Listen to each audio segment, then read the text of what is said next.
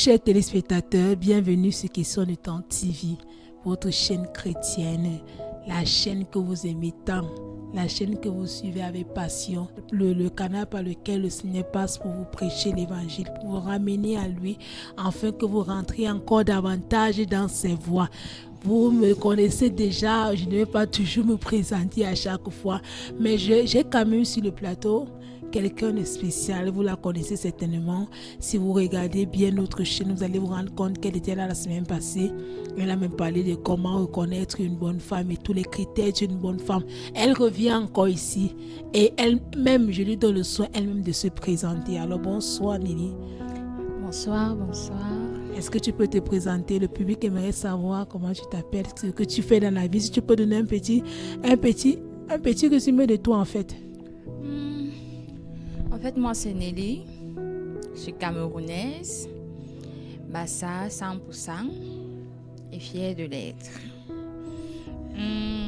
Hôtelière de formation. Je fais dans la vente des jus naturels pour le moment. Je suis mariée, mère d'enfants. Combien d'enfants? 4 enfants. Waouh! 4. Combien de filles, combien de garçons? Toutes sont des filles, rien que les pauvres. Ça veut dire qu'il y a beaucoup de doutes, quoi. Ah, rien que les pauvres. Ok. Trop de pauvres. Ok, c'est une bonne chose. Comme un jargon africain dit souvent que les enfants, ce sont les richesses, c'est la richesse. Donc si tu as beaucoup d'enfants, ne commence pas à dire, oh, je vais les payer l'école comment, ils vont manger quoi, sache que quand ils grandiront, ils seront ta fierté. Surtout si tu les éduques selon les voies du Seigneur, si tu les amènes à vraiment connaître la parole de Dieu, à aimer le Seigneur, tu es sûr que tu ne rates pas ta mission d'avoir enfanté des enfants. Alors nous t'encourageons ici à Question de Temps TV à ne pas lâcher. C'est vrai, c'est pas facile, l'enfant va tomber malade, il faut payer l'école, il faut payer ceci, il faut payer cela, il faut nourrir. Mais le Seigneur qui a dit dans sa parole que multiplier, remplissez la terre, est celui qui pourvoit. Alors sans plus tarder, nous allons entrer d'emblée des jeux et le thème de ce soir c'est simplement quel est le rôle d'une femme selon la Bible.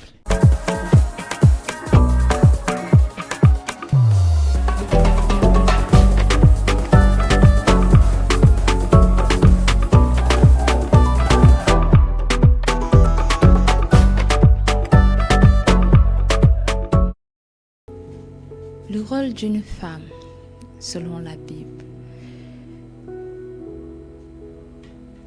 La femme est d'abord celle-là que Dieu a choisie. Dieu l'a établie. Dieu lui a fait grâce de beaucoup de choses. Une femme qui a la main de Dieu dans sa vie, qui a la main de Dieu dans tout ce qu'elle fait, que Dieu a regardé ou bien que Dieu regarde, c'est celle-là qui a pu être disponible, qui est disponible à le recevoir. Comme Marie, elle était disponible parce qu'il a cherché, on a cherché partout. Quelle est celle-là qui pouvait porter le Christ? Il n'y a pas eu. On a cherché partout. C'est celle-là qu'on allait pêcher dans un petit coin. C'est là qui a pu porter le Christ. Donc il faut être disponible. Le rôle-là, ce rôle-là, cette femme-là elle doit être la femme-là. La disponibilité de la femme la pousse à aimer, à connaître ce dont sa famille a besoin. Elle doit connaître ce dont sa famille a besoin. Parce que lorsque tu es disponible, ça te permet de regarder tout ce qui se passe autour de toi.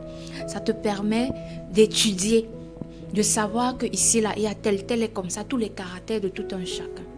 Donc tu connais qui est qui, comment.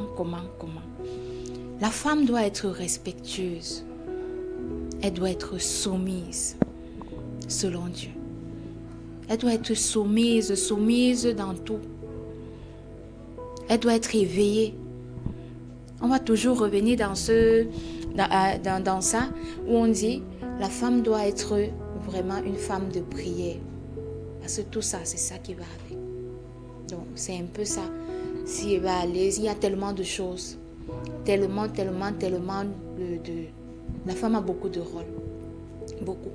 C'est elle qui est le mari. Elle est la femme. Elle est la sœur. Elle est l'amie. Elle est la copine. Elle est la mère. Elle est tout. Elle est même le médecin. Elle est tout. Parce que c'est elle qui connaît. C'est elle qui connaît. Donc, c'est pour ça que j'ai dit que la femme, Dieu lui a fait grâce. Dieu lui a fait grâce de cela. L'intelligence qu'il a accordée à la femme, excusez-moi les hommes, mais Dieu a vraiment donné l'intelligence à la femme. Une femme aussi, selon Dieu, doit être vraiment, vraiment, vraiment très attentive, très patiente, posée. Parce que si tu n'as pas tout ça, tu vas et tu vas passer à côté de beaucoup de choses. Donc c'est un peu ça. Ok, Nelly a dit ceci, la femme a pour rôle, en fait, elle doit être patiente. Et nous savons que dans la Bible, le fruit de l'esprit, c'est la patience. Alors pour qu'une femme soit patiente, il faut qu'elle soit remplie du Saint-Esprit. Il faut que ce soit le Saint-Esprit qui la dirige. La Bible dit que la femme sage bâtit sa maison, mais l'insensé la détruit de ses propres mains. Donc une femme qui est conduite par le Saint-Esprit aura ceci de particulier que elle sera patiente. Elle sera patiente avec la belle famille, elle sera patiente envers son mari, elle sera patiente envers ses enfants, elle sera patiente avec la société. Elle ne va pas se lever, se heurter comme ça, se lever pour dire qu'elle va, comme on dit souvent, elle sera dans les nerfs. Donc elle va pouvoir se contrôler, elle aura la maîtrise de soi. Donc le rôle d'une femme, pour qu'une femme assure bien son rôle, il faudrait d'abord qu'elle soit remplie du Saint-Esprit. Donc je vais essayer de montrer de manière biblique ce qu'elle a déjà dit. Elle a tout dit, mais la Bible en dit plus. La Bible dit dans Éphésiens chapitre 5, verset 22, « Femmes, soyez soumises à vos maris comme au Seigneur. Car le mari est le chef de la femme, comme Christ est le chef de l'Église, qui est son corps et dont il est le sauveur. » Il dit comme au Seigneur. Ça veut dire simplement que pour qu'une femme soit soumise à son mari, il faudrait qu'elle soit soumise au Seigneur. Une femme qui n'est pas d'abord soumise au Seigneur ne peut pas être soumise à son mari. It is impossible. C'est clair. La Bible dit comme au Seigneur. Ça veut dire que cette femme a fait du Seigneur son maître, a fait du Seigneur son autorité. Alors, elle ne va pas en fait obéir à son mari physique qu'elle voit, mais chaque fois que son mari va lui demander de faire quelque chose, même qui est en désaccord avec sa volonté, elle va toujours regarder que c'est le Seigneur et elle va le faire. Il dit comme au Seigneur. Pourquoi? Parce que l'homme est le chef. Comme Christ est le chef de l'Église, l'homme est le chef de la femme. Donc les femmes qui sont rebelles, en fait, c'est parce qu'elles ne considèrent pas leur mari déjà comme étant le chef. Elles croient qu'elles peuvent rivaliser. Voilà pourquoi de nos jours, le monde a créé ce qu'on appelle le féminisme radical, pour venir détruire, démanteler le patriarcat, pour montrer comment autant d'avant les hommes dominaient, mais maintenant les femmes aussi ont leur droit de décision. Mais là, oui, 50-50 comme elle dit. Mais ce n'est pas ça en fait. La Bible dit clairement que le rôle de la femme, c'est quoi? La soumission. Même si ton mari te fait quoi? Même si ton mari te dit quoi? Tu dois te soumettre. La Bible dit dans Genèse chapitre 3 verset 16 que les désirs de ton mari, tes désirs se porteront vers ton mari. Donc la femme ne peut pas contredire, s'opposer à ce que son mari dit. Je ne sais pas si vous pouvez un peu nous parler de comment ça se passe. C'est vrai que c'est une intimité, mais vous pouvez quand même en parler. Est-ce que vous obéissez tout? Vous avez parlé de la soumission, mais est-ce que vous êtes toujours soumise à votre mari? Je sais, dans les débuts, ce n'était pas facile. C'est pour ça que je dis que la femme doit être une femme de prière. Ça veut dire que tu dois être en communion avec le Christ. Tu dois être en communion avec lui, tu dois causer avec lui. Il doit t'orienter. Il t'accorde son Saint-Esprit afin qu'il te guide. Au début, ce n'était pas facile. mon mari, c'était câbla. Tu dis A, je suis à Z. Quand il commence, je suis à loin. Jusqu'à j'ai même arrêté la ceinture que ici. Non. Avant là, tu ne pouvais pas. Mais depuis que je suis entrée dans la présence du Christ, dans la présence de Dieu, que j'ai fait de ce Dieu-là mon tout, je vous assure que beaucoup de choses ont changé. Je suis maintenant patiente, je suis calme, j'observe beaucoup, je parle peu. Lorsque tu m'entends déjà parler, sache que bon, ça veut dire qu'il y a quelque chose qui n'a pas marché. Et même la façon dont je m'exprime, tu comprends que non, ici, il y a quelque chose qui a changé en cette fille. Parce que là où tu m'attendais, tu ne me trouves pas. Tu attendais que non, quand je vais piquer là-bas, elle va faire vous. Non, tu ne m'attends plus là-bas. Je ne suis plus là, j'ai déménagé. Donc maintenant, c'est le calme chez moi. Il y a la paix, il y a la joie. Je peux déjà rire avec mon mari, je peux causer avec mon mari, on peut jouer même, chose qui n'était pas possible. Et tout ça, c'est quoi? C'est Christ. Parce que Christ est en moi, Christ vit en moi. J'ai fait de lui mon tout. Et lui aussi, il a vu que non, ma fille, tu m'as vraiment fait une place dans ton cœur. Donc j'ai bâti tout un hôtel dans mon cœur pour mon père, pour mon amour, pour mon mari. Donc si je commence par lui, si je lui donne cette place-là, comment est-ce que je ne vais pas donner cette place à celui qui dort à côté de moi? Parce que c'est lui. Après le chef qui est en haut, il y a le chef qui est en bas. Après il y a encore les chefs, il y a les chefs. C'est comme ça. Faisons de Dieu notre premier, notre début, notre commencement. Mettons-le au milieu, à la fin. Mettons-le en tout lieu, partout. Et c'est comme ça que nous allons aussi agir dans nos couples, dans nos foyers.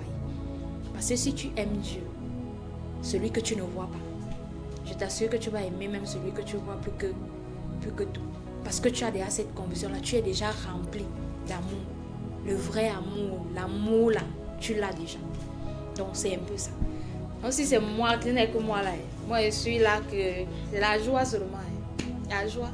Je ne me plains plus, je ne crie plus. Je ne me soucie plus de rien en fait. Parce que j'ai compris que le matin je me lève, je dis Seigneur, ma journée c'est toi qui gères. Mon foyer c'est toi qui gères. Si je mange c'est toi, si je mange pas. Alors je me lève le matin, je dis au Père, Papa, aujourd'hui on fait comment? Non, je n'ai pas. Ok, il n'y a pas de souci. Je vais revoir Dieu dans mon intimité. Je lui dis Papa, le Père que tu m'as donné, il n'a pas. On fait comment? Je meurs alors, les enfants meurent, il va trouver la solution. Merci beaucoup Nelly. Nous comprenons juste par son témoignage que, en fait, une femme naturelle ne peut pas être soumise. Parce que c'est vrai, si Dieu dit déjà que la femme doit être soumise, c'est parce que de nature, la femme ne l'est pas. La femme a toujours ce côté, ce caractère rebelle, vouloir toujours contredire, vouloir toujours s'opposer. Mais la femme qui a accepté vraiment que le Seigneur soit son tout, la femme qui a accepté que le Seigneur soit son maître, sera capable, avec l'aide du Saint-Esprit, de se soumettre. Elle sera capable de vraiment obéir, même quand il ne le faut pas. Et la Bible dit comme au Seigneur. Ça veut dire que déjà, il faut que tu aies laissé le Seigneur vraiment dominer dans ta vie.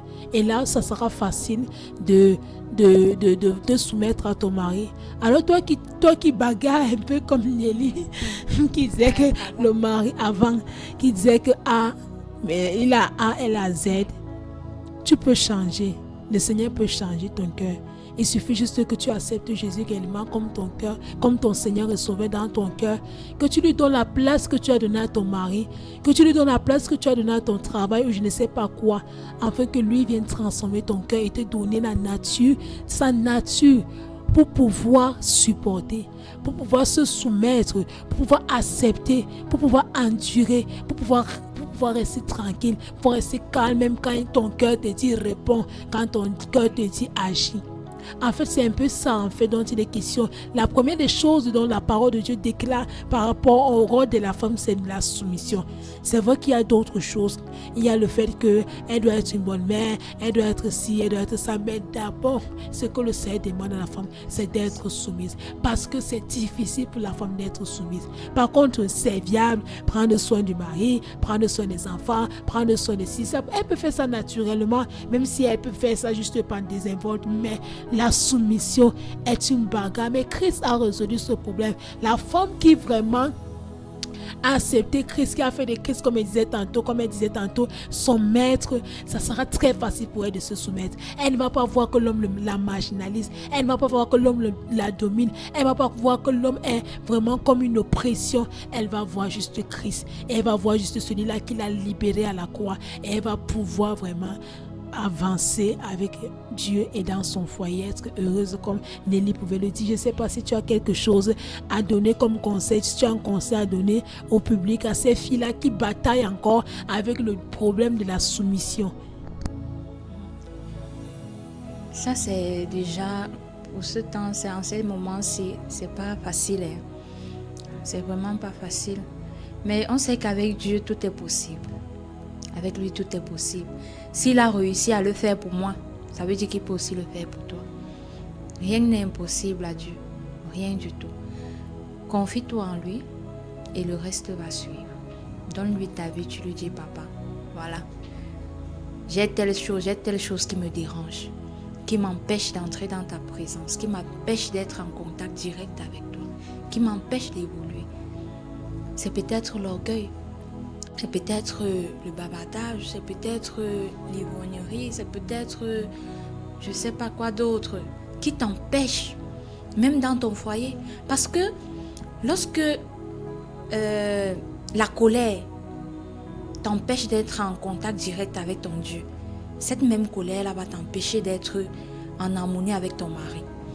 Si tu réussis à traiter cela avec Dieu, qu'il t'accorde cela, qu'il te brise jusqu'à ça devient, ta colère baisse, que quelqu'un peut te piquer, tu ne réagis pas. Ça veut dire que tu peux déjà gérer toutes les crises de ton mari. Ça, c'est automatique. Donc, si tu n'arrives pas à être en bon accord avec ton Seigneur, même chez toi, tu ne pourras pas. Qu'on ne se voile pas les yeux. Notre Dieu, c'est un Dieu d'ordre. C'est lui qui dit et la chose arrive. Ne pense pas que tu vas aller regarder ailleurs, tu vas dire non, ça ne va pas donner. Donc, mes sœurs, comme moi, je dis comme moi, vous n'êtes pas obligés, mais comme moi, si ce n'est que moi, remettez-vous au Seigneur, donnez votre vie à Christ, faites de lui